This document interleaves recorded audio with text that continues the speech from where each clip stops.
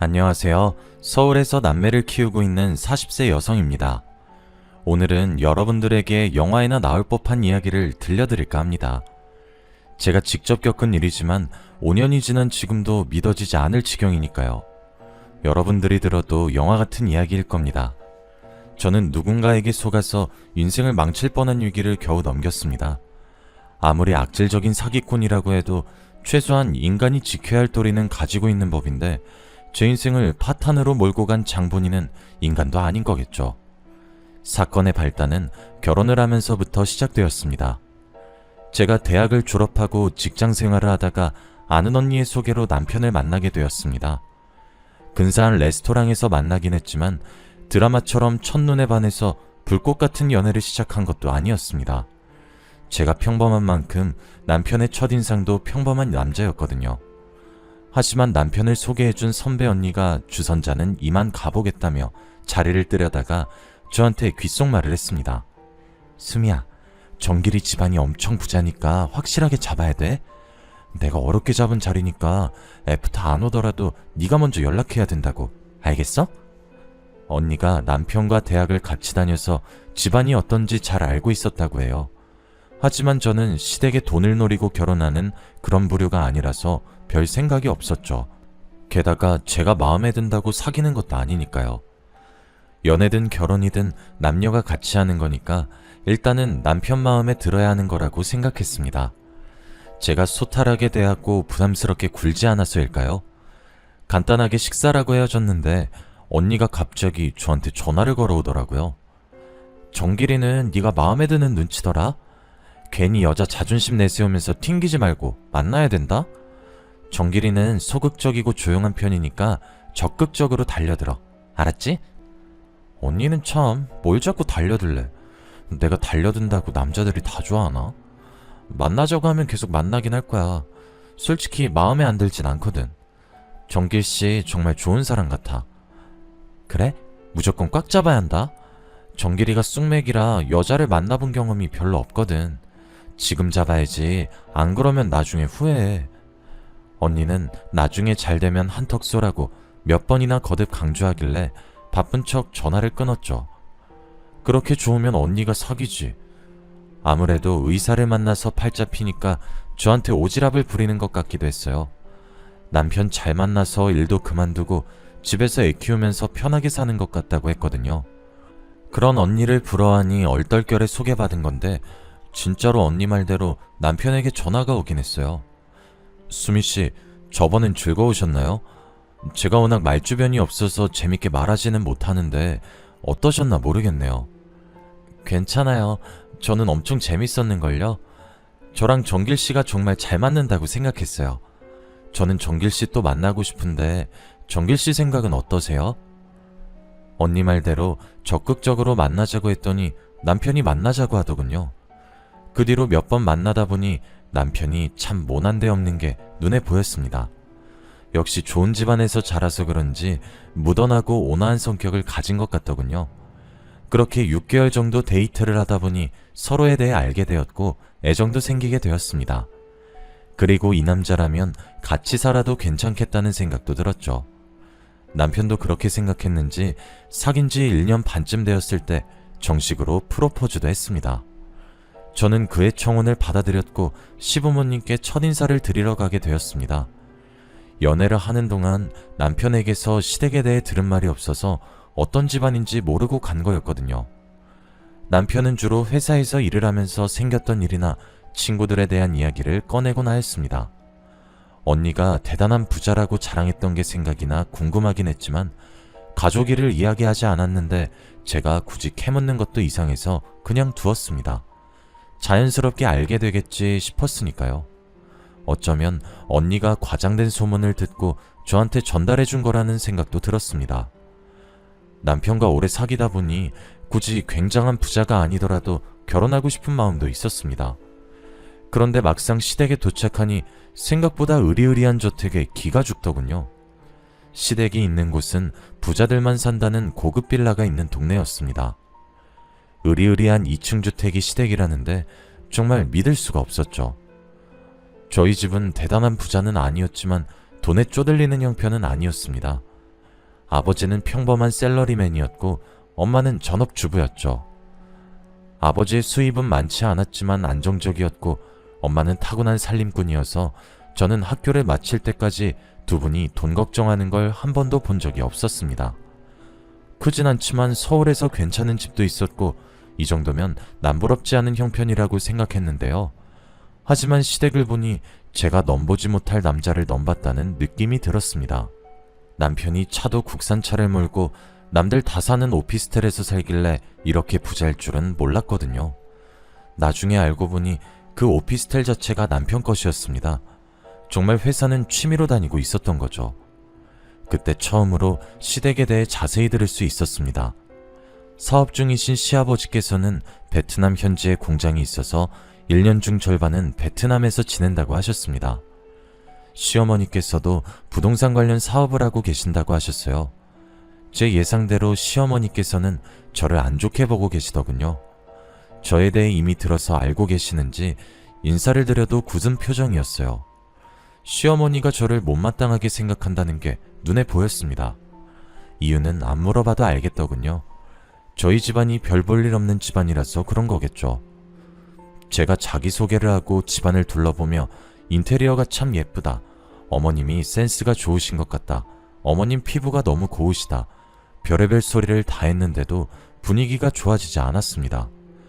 결국 제가 지쳐서 입을 다물고 있으니 시어머니께서 갑자기 일어나셔서 남편을 부르더군요. 정길아, 잠깐 나 좀 보자. 한참 동안 말이 없던 시어머니께서 남편을 데리고 서재로 들어갔습니다. 그리고 방 너머로 시어머니께서 제가 들으란 듯이 큰 소리로 말씀하시는 게 보였죠. 내가 데리고 오지 말라고 했지? 넌 내 말이 말 같지도 않니? 저런 애랑 결혼하겠다며 나 참 어이가 없어서. 정길아, 정신 차리고 다시 생각해봐라. 이건 아닌 것 같다. 내가 얼른 헤어지고 땡땡그룹 막내딸이랑 선보라고 했잖아. 엄마 소원이야. 이번만 보면 내가 더 보라고 말 안 할게. 엄마, 내가 엄마가 만나보라는 여자들 다 만나보고 이러는 거잖아. 전부 다 잘난 척만 하고 나 엄청 무시했던 거 기억 안 나? 난 그런 여자들하고 같이 못 살아. 그래도 집안 수준이 맞아야 결혼해도 잘 사는 거야. 기호라도 한쪽이 너무 기우니까 하는 소리야. 너 나중에 돈 문제로 이혼하면 어쩌려고 이러는 거니? 엄마, 처가가 다 쓰러져가는 판잣집도 아닌데 왜 자꾸 없는 집안이라고 타박을 해? 난 결정했으니까 엄마도 받아들여. 결혼만큼은 엄마한테 휘둘리고 싶지 않아. 남편이 그 자리에서 저와 결혼을 하겠다고 단호하게 말하더군요. 방에서 나온 남편이 얼른 가자고 부추기는 바람에 서둘러서 시어머니께 인사를 드렸습니다. 그런데 시어머니께서 방에서 나오지도 않으시더라고요. 결국 제가 아무런 배웅 없이 시댁을 나오니 남편이 제목까지 화를 내기 시작했습니다. 아니, 어떻게 당사자 앞에서 저럴 수 있지? 아무리 싫어도 그렇지. 아니야, 난 괜찮아.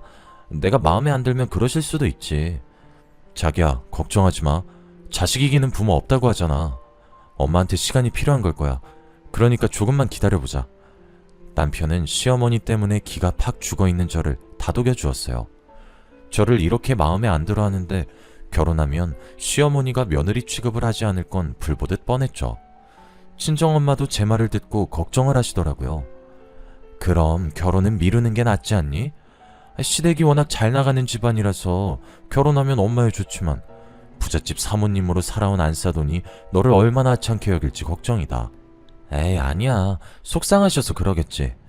일단 설득되실 때까지 찾아뵙고 인사해보려고. 제 말을 듣고 친정 엄마께서 결혼은 당사자의 결합이 아니라 집안 간의 결합이라고 하시더라고요. 시댁이나 처가에 문제가 생기면 결국 이혼하게 된다는 말에 조금 흔들리긴 했어요. 며칠 동안 결혼을 무르자고 해야 하나 고민을 했죠. 그런데 도저히 포기가 되지 않았습니다. 남편이 계속 자기만 믿으라고 저를 안심시켰거든요. 처음에는 시어머니가 저를 구박하겠지만 분가해서 따로 살고 애가 생기면 차츰 저를 며느리로 인정할 수밖에 없을 거라고 했습니다. 남편도 끝까지 고집을 피우지 저도 매일 시어머니를 뵈러 인사드리러 가지. 베트남에서 돌아온 시아버지도 남편의 뜻대로 결혼을 하라고 하시니까 시어머니도 저를 며느리로 인정하게 되었어요. 그런데 시어머니께서 결혼하고 분가해서 따로 살고 있는 저를 자꾸만 시댁으로 불러서 문제였습니다. 청소해주고 밥해주는 아주머니가 있는데도 불구하고 굳이 저에게 집안일을 시키면서 꼽을 주셨죠. 그날도 집에 있는 저를 부르더니 손가락질을 하면서 지시를 내리기 시작했습니다. 여기랑 여기 좀 청소해라. 내일은 내 사업 도와주시는 분들이랑 홈파티 하기로 했으니까 준비 좀 하고. 시어머니는 사업을 하시는 분이라 발이 넓었습니다. 여러 가지 모임이 많았어요. 사업적인 모임 외에도 개인적인 모임까지. 어머님 정도라면 업체를 불러도 될 텐데 저를 부려먹을 생각뿐이었습니다.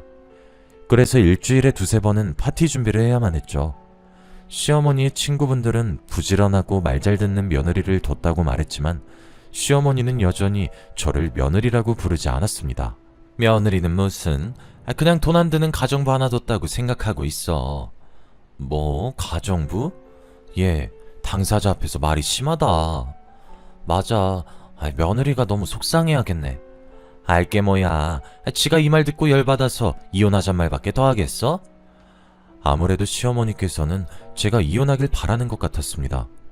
자존심이 상해서 정말로 이혼해버릴까 싶었지만 그 사이에 아들이 생겨버려서 어쩔 수 없었습니다.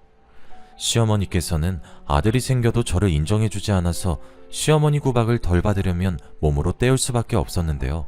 그러다 참을 수 없는 순간이 찾아오고 말았죠. 도련님이 결혼을 하게 되었을 때였어요. 도련님과 남편은 7살 차이였는데요. 대학을 졸업하고 모 대기업에서 일을 하다가 시아버지께서 일을 물려주겠다고 해서 사직서를 낸 상태였습니다. 결혼식에서 그 이야기를 하시길래 저는 잠자코 듣고만 있었죠. 정수야, 정길이는 내 사업을 물려받을 생각이 없으니까 이제부터 내 밑에서 일 배워야 하는 거 알고 있지? 너라도 사업 물려받아야 우리 집안이 먹고 살 수 있다. 네, 알겠어요. 걱정하지 마세요. 도련님이 고개를 끄덕이고 있으니까 옆에서 듣고 있던 다른 사람들이 왜 장남에게 물려주지 않냐고 묻더군요. 시아버지께서는 그냥 사정이 있다고 말하고 입을 다무셨어요. 사실 남편은 성격 자체가 소심하고 대범하지 못해서 남들을 관리하는 사업가 체질이 아니었거든요. 남편도 도련님이 아버지의 사업을 물려받아서 이어가기를 원하고 있었어요. 제가 사업에 욕심나지 않냐고 물어보니까 속에 있던 말을 솔직하게 이야기해 줬습니다. 정수는 나하고 달라서 사업을 하면 크게 성공할 거야. 괜히 장남이랍시고 내가 나섰다가 회사 말아먹으면 안 되잖아. 나는 남 밑에서 월급 받으면서 사는 게 맞는 것 같기도 하고. 저로서는 아쉬웠지만 시댁에서 이미 결정한 일이라 받아들이려고 했죠. 그 뒤로 시아버지 밑에서 경영수업을 받던 도련님은 전문 중매쟁이를 통해서 괜찮은 여성을 소개받는 것 같았습니다. 어느 날 최 여사로 알려진 전문 중매쟁이가 시댁에 오는 걸 보았거든요. 이번 며느리감은 미국에서 대학원까지 마치고 귀국해서 펀드 매니저로 일하는 아주 똑똑한 여성이에요. 여기 집안은 제철 사업을 하고 있다고 했지? 네, 그래서 사모님하고 사돈 맺으면 서로 이득을 볼 거예요. 최 여사가 시어머니께 그 여성의 사진을 보여주는 것 같았습니다. 제가 집안일을 하면서 그 모습을 지켜보다가 시어머니와 눈이 마주쳤죠. 최 여사는 집에 누가 있든 말든 신이 나서는 목소리를 높이고 있었습니다. 어때요? 인문말 따지면 아주 미스 코리아감이에요. 예쁘고 머리 좋고 대한민국에 이런 며느리감 없다니까. 최 여사가 호들갑 떠는 걸 듣고만 있었는데 시어머니께서 저를 부르더니 사진을 보여주었습니다. 네 동서될 사람이야. 어때? 엄청 예쁘시네요. 여자인 제가 봐도 반할 정도예요. 그래, 집안을 보나 악벌을 보나 너보다는 100배 낫지. 아휴, 내가 최 여사를 진작에 알았으면 큰 며느리도 집안 좋은 애로 들였을 텐데. 생판 모르는 남 앞에서 이런 수모를 주다니 저는 부끄럽고 수치스러워서 자리를 피해버렸습니다. 아무리 제가 마음에 안 들어도 면전에서 이런 말을 하다니 정말 분할 따름이었죠. 지금 그 생각만 해도 열이 받는데 도련님이 예비동서를 만나고 왔다면서 목소리를 높이길래 짜증이 났습니다. 직접 만나보니까 집안만 좋은 게 아니더라고. 얼굴도 사진 그대로고 대화도 해보니까 많이 배운 티가 나더라니까. 그러면서 그 여자가 얼마나 예쁘고 늘씬했는지 설명해주는데 정말 귀를 닫아버리고 싶었습니다. 근데 도련님한테 화를 낼 수도 없는 노릇이니 참았습니다. 딱 봐도 도련님이 예비동서에게 꽂혀버린 것 같았거든요. 그래서인지 결혼도 일사천리로 진행되었습니다. 동서가 시댁에 인사를 드리러 오자 시어머니께서 상견례를 빨리 진행하자고 할 정도였죠. 이렇게 바로요? 어머님께서 이렇게 빨리 허락해 줄진 몰랐네요. 안 그래도 제가 괜찮은 곳을 알아놨어요. 거기로 모실게요. 그래주면 나야 고맙지. 이제야 나도 며느리 덕 좀 보게 생겼구나. 시어머니는 동서를 보는 것만으로도 기분이 좋은지 좀처럼 입을 다물지 못했어요. 동서가 간 뒤로 칭찬이 자자해서 귀에 딱지가 생길 정도였으니까요. 이제 좀 잠잠해지나 했더니 며칠 후에 동서가 최고급 한정식집을 예약했다면서 저희를 부르는 통에 다시 귀에 딱지가 생기게 되었습니다. 이번에는 또 얼마나 동서와 비교하실까 생각하고 있는데 시어머니께서 상견례 자리에 저도 데리고 가겠다고 선포하셨습니다. 저는 처음에는 잘못 들은 줄 알았죠. 제가요? 제가 껴야 하는 자리는 아닌 것 같은데. 어머님이 절 생각해주는 마음은 잘 알겠지만 저 말고 다른 분이 가는 게 더 나을 것 같아요. 네가 가야 느낄 게 아니냐. 우리 집안이랑 네가 얼마나 안 어울리는지. 근데 제가 괜히 가서 실수할까봐 걱정되는데. 그래, 너는 이런 식당은 처음일 테니까 각별히 조심하고 싼티 내지 마라. 네, 알겠어요, 어머님. 상견례 자리는 언제 갖기로 했나요? 시어머니와 도저히 말이 통하지 않아서 그놈의 상견례 자리가 언제인지 물어봤습니다. 그냥 어머님이 원하는 대로 그 자리에 가줘야 할 것 같았거든요. 시어머니는 잘난 동서 집안과 저를 비교하면서 스트레스를 풀 게 분명했습니다. 그러면서 집안이 마음에 안 드는데 어쩔 수 없이 결혼시켰다면서 그동안 쌓인 불만을 또 이름도 잘 모르는 사람들에게 술술 풀어놓겠죠. 당연히 제 예상대로 행동하셨습니다. 그 사람들도 참 웃긴 게 시어머니가 하는 말을 웃으면서 넘어가더라고요. 결국 저만 수치스럽게 그 순간을 견뎌냈습니다.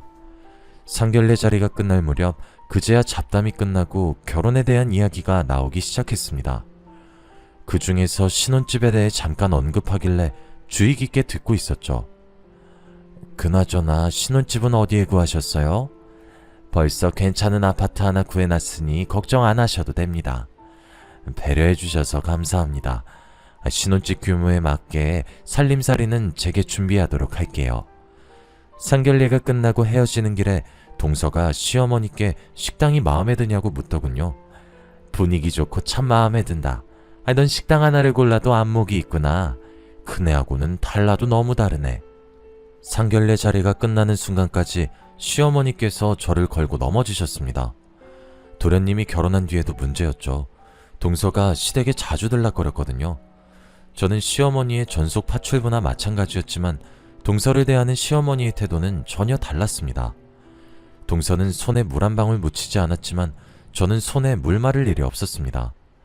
시댁에서의 제 위치를 눈치챈 동서도 시어머니처럼 저를 무시하면서 함부로 대했어요. 저보다 한참이나 어렸지만 슬쩍 반말을 하기도 했습니다.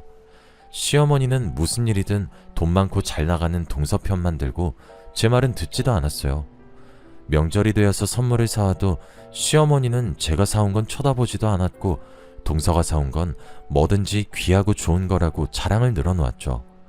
그것 때문에 도련님과 남편이 말다툼을 하기도 했습니다. 그날은 명절날이었는데요. 오랜만에 식구들이 모여서 식사를 마치고 디저트를 먹으며 대화를 하고 있었습니다. 하지만 저는 주방에서 혼자 설거지를 해야 했죠. 그때 남편이 동서에게 한마디 하기 시작했습니다. 재수씨, 정말 너무한 거 아니에요? 너무하다뇨? 뭐가요? 손이 동서는 쉬지도 못하고 설거지하는데 재수씨는 가만히 앉아있잖아요. 그건 어머님이 쉬라고 해서 그런 거예요. 내가 그동안 말은 안 했지만 재수씨가 동서 무시하고 깔본다는 거 다 알고 있어요. 앞으로는 그러지 않았으면 합니다. 일이 여기서 끝났으면 좋겠지만 이 말을 듣고 서방님이 신경질을 내더라고요. 형, 괜히 시비 걸지 마. 형수가 안쓰러우면 형이 나가서 도와주면 되겠네.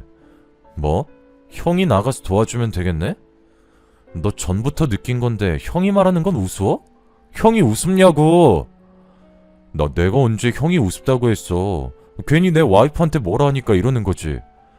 둘의 언성이 높아지자 방에 있던 시어머니께서 나와보시더군요. 제가 그만하라고 말려봐도 도련님과 남편의 갈등이 깊어져 갔습니다. 급격하게 둘의 사이가 나빠지자 시어머니께서 저를 나무라셨습니다. 저보고 둘 사이에 껴서 이간질하지 말라는 거 있죠. 제가 그런 적 없다고 해명해봐도 믿지 않으셨습니다. 그러다 몇 달 후 시어머니 생신이 다가오자 동서가 고급 명품 가방을 사들고 와서는 온갖 아양을 다 떨었습니다. 어머님, 곧 생신이시죠? 제가 어머님 생각해서 에르스 백으로 사왔는데 어머님 마음에 드세요? 아유, 내가 며느리한테 이런 것도 다 받아보네. 샀으면 내가 샀지. 이런 선물 받아본 적이 없어. 어머, 형님은 어머님께 명품 선물 한 번도 안 해봤어요? 아유, 말도 마라. 큰애는 무식해서 명품이 뭔지도 모를 거다. 여자로 태어나서 명품이 뭔지도 모르고 살다니 너무 안타깝네요. 그 대화를 듣고 있는데 정말 어이가 없더군요. 예전 같았으면 어머님과 동서에게 무시당하면 밤에 자꾸 생각나서 잠도 못 잤었는데 이젠 신물이 날 정도로 당해서 아무리 심한 모욕을 줘도 어이없는 웃음으로 넘길 지경이 되었습니다. 제가 둘이 그러거나 말거나 무시하고 있으니 다른 이야기라더군요. 아참, 어머님, 생신 때 같이 식사할까 하는데 어디로 모실까요? 저번에 상견례 했던 식당 괜찮더라. 너무 요란 떨지 말고 가족들끼리 조용하게 밥이나 먹자. 네, 제가 예약해 놓을게요. 시어머니의 생신날이 되어서 저희 가족들은 그 한정식집에서 식사를 하게 되었어요. 그런데 그날 동서와 식당 주인이 심상치 않은 관계란 사실을 알게 되었습니다. 식사를 하다가 화장실을 다녀오는데 화장실 뒤편 주방으로 연결되는 통로에서 동서의 목소리가 들렸거든요. 오빠, 빅뉴스야. 남편이 2달 동안 베트남으로 출장을 간대. 그때 우리 좋은 데로 놀러 갈까? 나야 좋지. 식당은 지배인한테 맡기면 되니까. 근데 시댁엔 뭐라고 둘러댈 거야? 내가 보니까 시어머니란 여자 한 성깔 하는 것 같던데. 그런 건 나한테 맡겨. 그 할망구 나한테 푹 빠져서 무슨 말해도 믿는다고. 근데 주연이 너도 정말 대단하다. 어떻게 내 연남이 운영하는 식당에 시댁 식구를 데리고 올 생각을 하냐? 아, 요즘 장사 안 된다며. 자기 매출 좀 올려주려고 그러는 거지. 게다가 그만큼 내가 자기를 보고 싶어 하잖아. 동서가 애교를 부리면서 식당 주인에게 안기는데 등골이 오싹해지면서 소름이 쫙 끼치더군요. 제 귀로 분명히 들었지만 도저히 믿을 수 없었습니다. 다리가 후들거려서 겨우 자리로 돌아왔는데 동서는 아주 태연한 표정으로 돌아와 시어머니와 대화를 했죠. 저는 그때부터 동서가 사람으로 보이지 않았습니다. 전부터 사람으로 보이진 않았지만 그 모습을 목격한 후로 꼬리가 10개는 달린 불려우로 보였거든요. 하지만 얼핏 들은 말만 가지고 동서를 불륜녀로 몰아세울 순 없었습니다. 게다가 동서와 식당 주인이 한 말을 녹음해둔 것도 아니었으니까요. 앞으로 어떻게 해야 할까 고민하다가 그냥 모른 척 지나가기로 결심했습니다. 안 그래도 눈칫밥 먹으면서 살고 있는데 제가 폭로해서 도련님을 이혼시키면 또 어떤 취급을 받게 될까 걱정이 됐습니다. 그 후로 도련님이 베트남으로 장기 출장을 가자 동서는 급한 일이 생겨서 미국에 보름 정도 다녀와야 한다고 하더라고요. 저는 동서가 식당 주인을 만나러 가는 거라고 생각했습니다. 그러다 동서가 불륜 말고도 어처구니 없는 비밀을 가지고 있다는 사실을 알게 되었습니다. 제가 시댁뿐만 아니라 동서집까지 가서 파출부 일을 하게 되었거든요. 너도 알겠지만 작은 애가 펀드 매니저로 일하면서 집안일까지 하려니까 힘이 드는 모양이더라. 내일부터 네가 작은 애 집으로 출퇴근하면서 살림 좀 거들어줘라. 시어머니는 시댁 살림은 파출부를 드릴 테니까 이제부터는 동서의 뒤치다거리를 해주라고 하셨습니다. 저를 식모로 취급하는 동서가 시어머니에게 부탁을 한 것 같았죠. 저로서는 거부할 수 없는 명령이었습니다. 아침이 되면 아들을 학교에 보내고 동서의 집으로 가서 출근 준비를 도와주었어요. 그리고 우리 아들이 학교에서 돌아올 시간에 맞춰서 집에 오게 되었는데요. 동서의 식모살이를 한다는 게 자존심 상하는 일이었지만 시댁에서 집안일을 할 때보다 훨씬 나았습니다. 도련님이 회사를 물려받게 되어서 베트남에 머무는 날이 많았고 잘난 척하는 동서만 출근하면 집안에 아무도 없었거든요. 하루 종일 시모와 함께 있어야 하는 시댁과는 차원이 달랐습니다. 적어도 집안일 하다가 숨통 트일 시간은 있었으니까요. 그러던 어느 날 동서가 저한테 급하게 전화를 걸어왔습니다. 중요한 서류를 집에 두고 왔으니 사무실로 가지고 오라고 하더라고요. 서류를 챙겨 들고 사무실에 도착했는데 동서가 자리에 없었습니다. 그래서 서류만 책상에 올려놓고 나오는데 상담실 창문으로 동서가 최 여사와 마주 앉아서 은밀한 대화를 하고 있는 게 보이더군요. 모르는 척 집으로 가려는데 최 여사의 말을 듣고 그 자리에서 멈춰서고 말았습니다. 이러다가 걔가 보면 어쩌려고 그래. 여기까지 오려면 미리 말이라도 해주고 오라고. 급해서 그래. 도대체 언제까지 시간 끌려고 이러는 거야? 이러다 애라도 생기면 끝장이야. 얼른 약속한 대로 해야지. 좀 기다려. 최 여사 목 제대로 준다니까 왜 이렇게 말을 안 들어? 이제 곧 할망구한테 돈 달라고 하려고 했다고. 지금 이렇게 서두르면 안 돼. 그 할망구 사업하는 여자라서 눈치 진짜 빠르다고. 어설프게 들이댔다가는 우리 전부 다 작살나고 말 거야. 그래서 1년이나 기다렸잖아. 내가 저번에 말했지. 빚쟁이한테 쫓기고 있어서 급하다고. 나 지금 밀린 빚만 해도 이러다가 나 잡혀가면 책임질 거야? 집은 벌써 내 손에 들어왔고 조금만 더 작업하면 할망구 돈뿐만 아니라 남편 돈까지 뽑아먹을 수 있다고. 그래, 사기치는 데는 너 따라올 사람 없으니까 믿을게. 그러니까 좀만 더 빨리 작업하자. 나 이러다가 한국 떠야 할지도 몰라. 가만히 몸을 숙이고 최 여사와 동서가 하는 대화를 듣다가 놀라서 소리를 지를 뻔했습니다. 동서가 분명 부잣집 외동딸의 해외 유학파라고 했는데 전부 거짓말이었더군요. 최 여사는 시댁재산을 노리고 계획적으로 동서를 소개했던 겁니다. 상견례장에서 만난 동서의 부모는 대역인 것 같았어요. 명절날에 모인 걸 생각해서 대역을 또 부르자고 이야기하더라고요. 더 끔찍한 일은 동서의 작전이 이미 시작된 것이었습니다. 동서는 서방님을 꼬드겨서 아파트 명의를 자기 앞으로 바꿔놓았어요. 다음 목표로 시어머니를 노리고 있었던 거죠. 제가 동서와 최 여사 눈을 피해 급히 동서의 집으로 돌아왔습니다. 아무리 저를 구박하고 막대해도 시댁이 사기꾼 같은 동서한테 당하는 꼴은 볼 수 없었죠. 시댁이 알거지가 되면 저한테도 피해가 올 테니까요. 우선 동서의 집을 뒤져서 동서가 꾸미는 짓에 대한 증거들을 찾아보았습니다. 하지만 별다른 소득이 없었는데요. 며칠 동안 이걸 어떻게 해야 하나 고민하고 있을 무렵 제가 들었던 대로 동서가 시어머니에게 투자를 하라고 요구하더라고요. 당연히 시어머니께서 웬 투자냐고 물어보셨습니다. 어머님, 저를 펀드 매니저로 키워주신 분이 독립해서 투자회사를 차린다고 하더라고요. 저와 같이 운영하자고 하는데 워낙 이런 계통이 뛰어난 분이라 믿음이 가서 어머님 생각이 났어요. 저를 믿고 그 회사에 투자 한번 해보세요. 네가 회사를 차린다고? 그럼 우리 둘째 며느리 대표님 되는 거냐? 그래, 네가 하는 거면 믿음이 가지. 얼마나 넣으면 되냐? 많이 넣는 만큼 지분을 가지고 가는 거니까 한 10억 정도 넣으시면 적당할 것 같아요. 10억? 알았다. 네 말대로 아마. 동서의 말만 믿고 시어머니는 10억이라는 거액을 투자하려고 하는 것 같았습니다. 그 뒤로 동서는 투자라는 명목으로 시어머니의 재산을 야금야금 빼돌리기 시작했어요. 이러다가 돈이 없어지면 제 남편한테 돈을 달라고 할까봐 시어머니께 동서를 조심하라고 말해보았습니다. 어머님, 동서가 설립한다는 회사 어떤 계획이 있는지는 알아보셔야죠. 펀드 투자라는 게 워낙 위험하잖아요. 얘, 네가 펀드 내봤니? 펀드가 뭔진 알고 말하는 거야? 돈도 없는 주제에 동서 샘나서 일어나 본데 내가 하는 일에 참견할 생각하지 말고 네 앞가림이나 잘해. 시어머니가 이런 식으로 귀를 닫아버리니 어쩔 수 없이 직접 나서야 했습니다. 사기꾼 동서에게 계속 속고 있다가는 집안이 거덜날 것 같았으니까요. 그래서 저는 동서의 집안일을 계속해서 도와주면서 몰래 핸드폰 비밀번호를 훔쳐보려고 했습니다. 겨우겨우 비밀번호를 알아내 몰래 핸드폰을 들여다보던 그날 엄청난 사실을 목격하고 말았습니다. 동서의 휴대폰에는 도련님이 베트남 출장을 갔을 때 내연남인 식당 주인과 제주도로 여행을 갔던 사진들이 남아 있었습니다. 사진첩에는 지웠지만 메시지 대화 내용에는 버젓이 올라가 있더군요. 게다가 눈뜨고 볼 수 없는 동영상이 하나 있었습니다. 동서와 내연남이 같이 밤을 보내는 모습이었죠. 기다리고 기다리던 불륜 증거를 손에 쥐게 되자 속으로 쾌재를 불렀습니다. 바로 시어머니께 달려가려고 하다가 다른 방법을 생각해냈죠.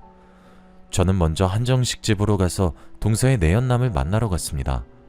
제 예상대로 내연남 손에 결혼반지가 껴져 있더군요. 유부남이었는데 뻔뻔하게 유부녀랑 바람을 피다뇨. 제가 영상을 보여주면서 당신이 결혼한 것도 다 알고 있다고 말하자 대번에 얼굴이 굳어졌습니다. 그럼 우리 협상합시다. 제 집사람에게 비밀로 하겠다고 약속하면 그 여자가 어떤 년인지 전부 말해줄게요. 당연히 저는 그 조건을 받아들였습니다. 그리고 동서가 얼마나 쓰레기 같은 여자인지 녹음을 해두었죠. 동서는 대단한 전력을 가진 여자였습니다. 해외 유학은커녕 고등학교 졸업이 최종 학력이었고 학창 시절부터 남자들과 어울려 다니면서 자유분방하게 살았더군요. 성인이 된 뒤에도 반반한 얼굴로 돈 있는 남자들을 유혹하며 재산을 뜯어냈다고 합니다. 식당 주인과는 5년 전에 알바를 하면서 사귀게 되었고 도련님 집안이 좋다는 걸 서빙을 하면서 엿듣게 되었다고 하네요. 가장 충격적인 사실은 식당 주인 말고 다른 내연남이 있었으며 파혼을 2번이나 했다는 것이었습니다. 2번이나 파혼한 것도 동서의 불륜 때문이었겠죠. 동서는 또 다른 물줄을 찾다가 중매쟁이 최 여사와 인연이 닿았고 둘은 식당에서 받은 시댁을 먹잇감으로 정했다고 합니다. 저는 이 모든 걸 녹음해두고 시어머니를 찾아갔는데요. 녹음본을 들은 시어머니 얼굴에서 핏기가 점점 사라져가는 게 보였습니다. 며느리와 식당 주인과의 불륜 동영상까지 보여주니 시어머니께서 손에 잡히는 대로 집어던지며 분노하시기 시작했죠. 이런 발칙한 년 같으니 갈아 마셔도 시원치 않은 년. 절대 용서 못해. 어디야? 그 년 어디 갔어? 네가 앞장서. 당장 가서 내 돈 다 뱉어내라고 할 거니까. 그렇게 시어머니와 제가 동서의 사무실로 달려가게 되었습니다. 그곳에는 동서와 최 여사 그리고 부동산 중개인이 나란히 앉아서 히덕거리고 있었죠. 웬만큼 돈을 챙긴 동서는 아파트를 팔아치우고 도망칠 작정을 하고 있었습니다. 시어머니께서 둘이 하는 대화를 잠자코 듣고 있다가 갑자기 문을 박차고 소리치셨습니다. 뭐? 아파트를 팔아치워? 이제 너 죽고 나 죽자. 네가 나한테 사기를 치고도 무사할 줄 알았어? 동서와 최 여사가 시어머니를 보자마자 도망을 치려고 했지만 제가 동서의 머리채를 꽉 잡아버렸죠. 이거 놔! 이거 놓으라고! 어딜 도망치려고 들어? 해외 유학파의 갑부집 딸이라고 노예 취급하더니 꼴 좋다? 뭐래 이 가짜는 게? 이거 안 놔? 뭐 가짜는 거? 가짜는 건 너지. 대학도 안 나온 가난한 년이 어디서? 제가 참아왔던 분노를 터뜨리면서 동서의 머리채를 잡고 흔들었습니다. 정신을 차려보니 그 모습을 지켜보던 시어머니께서 어쩔 줄 몰라 하면서 겁에 질려 있더군요. 시어머니께서 놀라는 게 당연했습니다. 제가 이러는 걸 처음 보셨을 테니까요. 동서도 이런 제가 무서웠는지 벌벌 떨면서 소리쳤습니다. 제가 가져간 돈은 전부 돌려드릴게요. 그러면 되잖아요. 제발 이것 좀 놔주세요. 돈만 돌려주면 끝날 줄 알아? 어림도 없어.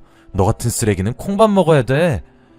제가 경찰에 신고한 후로 경찰이 올 때까지 동서의 머리채를 붙잡고 있었습니다. 물론 몸으로 문을 막아 최 여사도 도망치지 못하게 했죠. 경찰서로 넘겨진 동서는 이혼을 당하고 위자료를 물어야 했습니다. 그 후로 저는 시어머니께 위임을 받아서 동서와 최 여사를 사기죄로 고발했죠. 동서와 최 여사는 경찰서에서 조사를 받아야 했고 제가 찾아낸 증거만으로 둘 다 구속되어서 재판을 받게 되었습니다. 그 결과 30억에 달하는 금액을 되찾게 되자 시어머니의 태도가 달라졌습니다. 갑자기 저를 보자고 하더니 집으로 부르더니 제 손을 꼭 잡더군요. 얘야, 미안하다. 네가 우리 집안을 살렸구나. 내가 잘못했다. 그동안 모질게 대한 거 용서해다오. 그 모습을 지켜보던 남편이 시어머니를 나무라기도 하였습니다. 엄마, 이렇게 사과하면 끝이야? 앞으로 애들 엄마한테 한 번만 더 함부로 대하거나 무시하면 내가 가만히 안 있을 거야. 그래, 내가 미안해. 내가 앞으로 속죄하며 삼아. 내가 못 사는 집안이라고 너무 무시했어. 네 말대로 집안이다가 아닌데. 그동안의 행동이 부끄러웠는지 시어머니의 얼굴이 발갛게 달아올라 있었습니다. 시어머니 입에서 그런 말이 나올 줄 몰랐는데 이렇게 직접 듣게 됐네요. 지금은 어머님이 차마 저를 부르지도 못하고 어쩌다 가족 행사 때 보게 되면 쭈뼛거리며 눈인사를 나누는 사이가 되었습니다. 어색한 사이가 되어버렸지만 예전에 무시당했던 사이보단 훨씬 좋은 것 같네요. 저한테 이런 일이 생길 줄 몰랐는데 지금 생각해봐도 꿈만 같아서 이렇게 사연으로 보내봅니다. 여러분도 살기 힘들고 팍팍해질 때마다 저와 같은 사람도 전화위복을 경험했다는 사실을 기억해 주시길 바랍니다. 여기까지 사연 읽어주셔서 감사합니다.